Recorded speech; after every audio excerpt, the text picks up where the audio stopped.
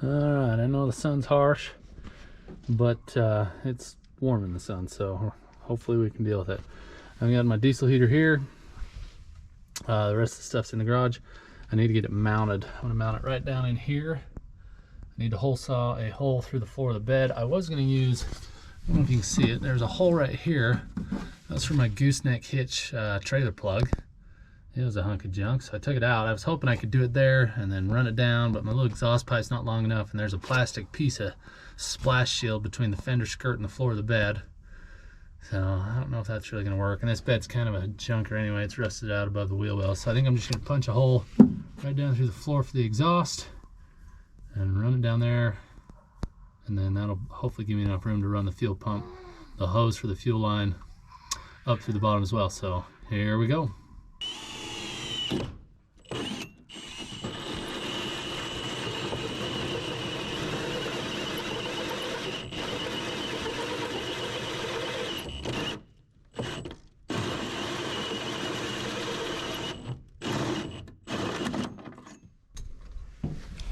Okay, no turning back now.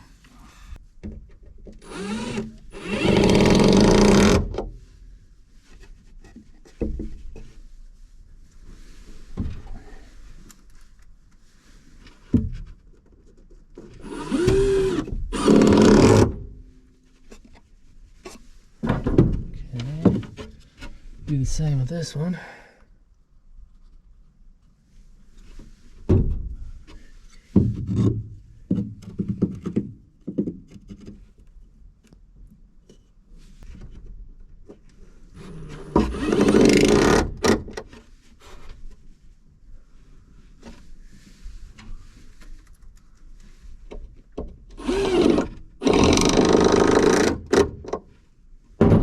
Okay, now what that's going to do, I'm going to set this plate on here. This is what mounts that the heater.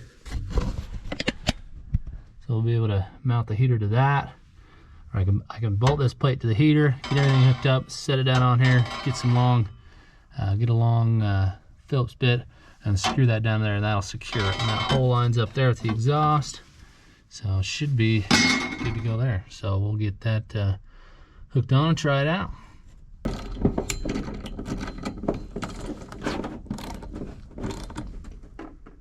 Okay, got that tight. Now we can take this, see if I can do this one-handed. This goes down like so. That'll just sit in there.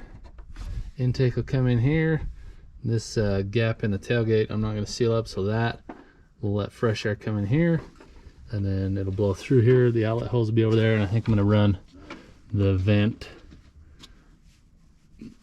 I don't know. We'll figure that out when we get to it. But that is that. So now my exhaust pipe is going to come out right here, down by the leaf spring.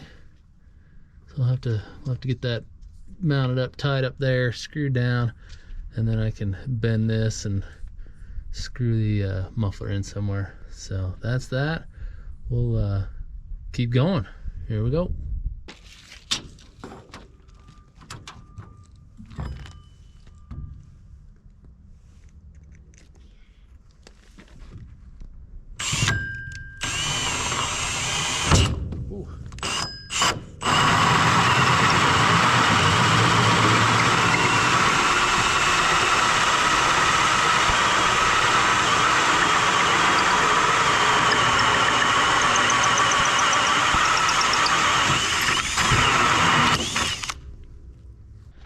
Okay, you saw me hole saw that one. It's a little vent, kind of clocks and points. And then this, there's the, it's hard to see, there's a hose that comes off that other side to point up to it. Air gets drawn in this side. I've gone ahead, I brought my little fuel tank out here and the pump and this hose. I'm gonna come out here and run it tonight.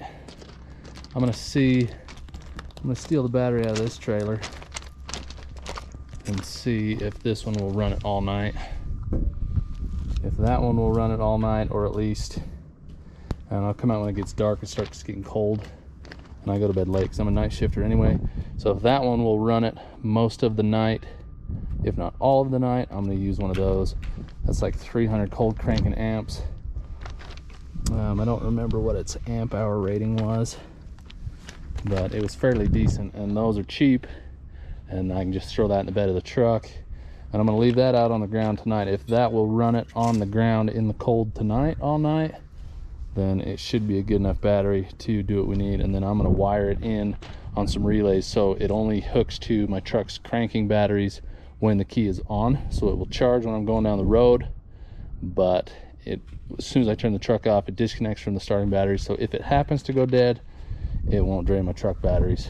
And I'm pretty sure my truck batteries could run these all night, but I don't want to chance it, especially if I'm out in the middle of nowhere. So I'm going to test it tonight on those, but I've got that thing screwed down. So that'll be that for now. I'm going to go, if this will work like I'm hoping.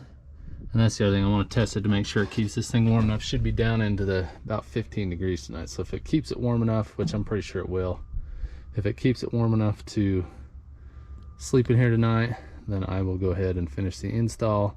But it'll probably just be stuffing all the electronics right here, maybe mount the other battery over there or underneath somewhere. So that's about that. They're pretty simple to install. I know this wasn't in depth.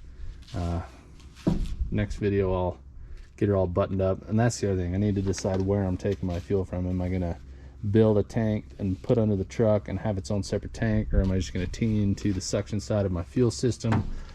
The other thing I don't know about that is if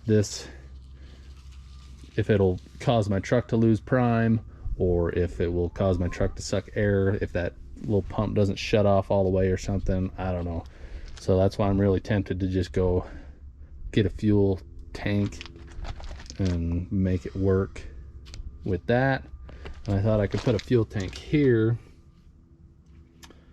That would be a nice little area. I can buy a little plastic tank like that one. It's a lot shorter, and I can put it right here, and I can just fill the tank right here. I mean, it's only maybe 1.5 gallons, those small ones. So, or I could build something that'll go right here, put a little vent in it, and have it just sit in there. I don't know yet. That's why I've been so hesitant on this install, because I don't know exactly what I want to do.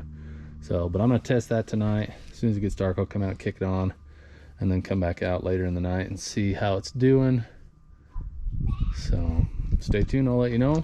But in the next video, we'll get this one all buttoned up and we'll call her finished. Thanks for watching.